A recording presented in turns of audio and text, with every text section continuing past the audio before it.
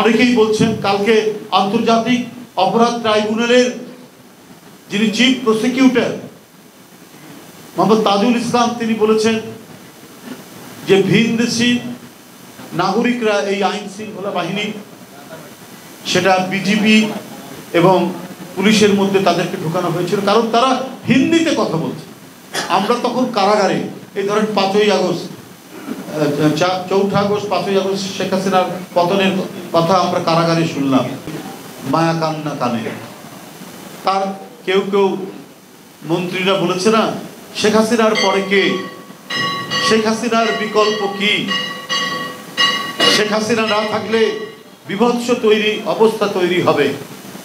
ওবায়দুল কাদের একবার বলেছেন যে 1 লক্ষ লোক মারা যাবে, আবার আরেকবার বলেছেন যে 10 লক্ষ লোক মারা যাবে।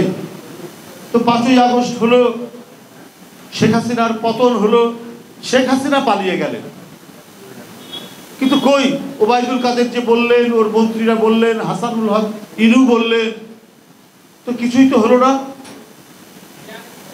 এই যে পুলিশ এত আক্রমণ করেছে, কয়জন পুলিশ ক্ষতিগ্রস্ত, এটা তো একটা বিপ্লবে তো যারা ক্ষতিগ্রস্ত, যারা আক্রান্ত, যাদের ছেলেমেয়েরা শহীদ হয়েছে তারা তো একবার ঝাঁপিয়ে পড়ার কথা। তারপরে তো একটা আওয়ামী লীগের কোথাও কোন ধরনের তাদের কোনো একেবারে তাদের একটা পশমের উপরেও আঘাত আসে।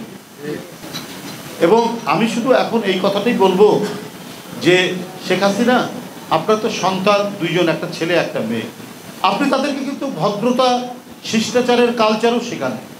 এই সজীব ওয়াজেদ জয় দেশের 3 বারের প্রধানমন্ত্রী দেশনেত্রী বেগম খালেদা জিয়াকে তুই বলে সম্বোধন করেছেন তার কয়েকটি বক্তৃতা।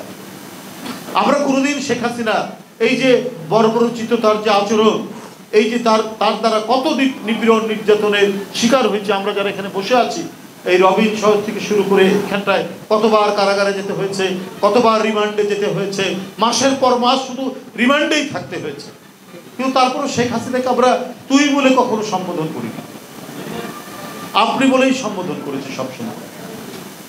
কিন্তু এরা এই শেখ পরিবার এরা ভদ্রতা এবং কালচারও এরা শিখেনি, এরা শিষ্টাচার শিখেনি, শুধু ধৃষ্টতা, শুধু ঔদ্ধত্য আর নিজের অহংকার।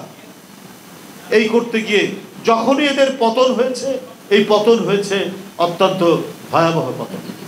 আমরাও শেখ হাসিনা ক্ষমতায় থাকতে বলেছি আপনার পতন কিন্তু হবে ভয়াবহ পতন। উনি কানে লাগান, গ্রাহ্য করেন, করবেন কেন? উনি দেখেছেন এই যে সাদ্দাদের বেহেস, এই নমরুদের বেহেস তিনি যে বানিয়েছেন, এখান থেকে তিনি সরে যাবেন কেন?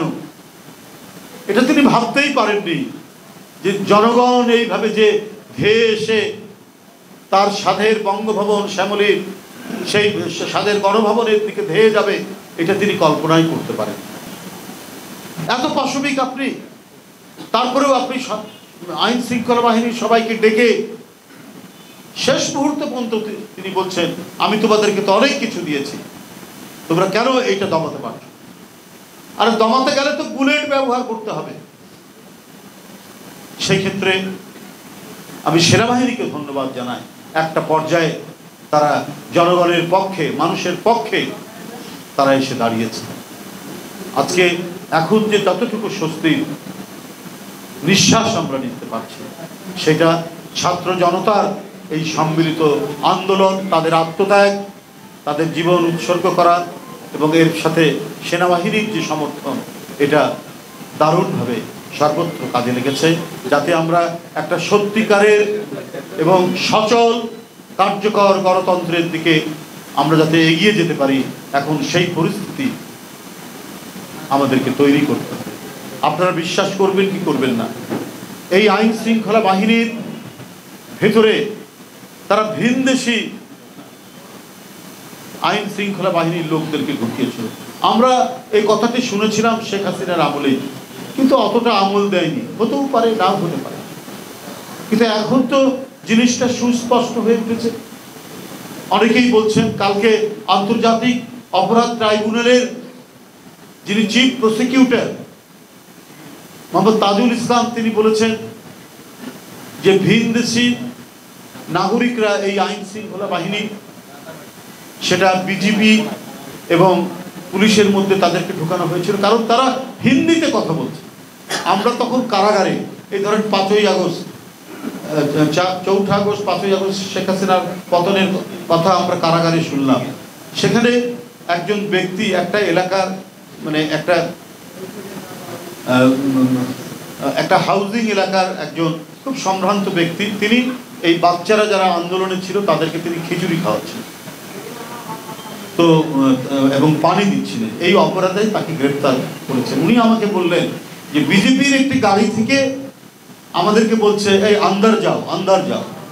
তো বিজেপি, বাংলাদেশ বর্ডার গার্ড বা পুলিশ, এখানে তো আর কেউ নেই, কি বলে হিন্দি ভাষী তো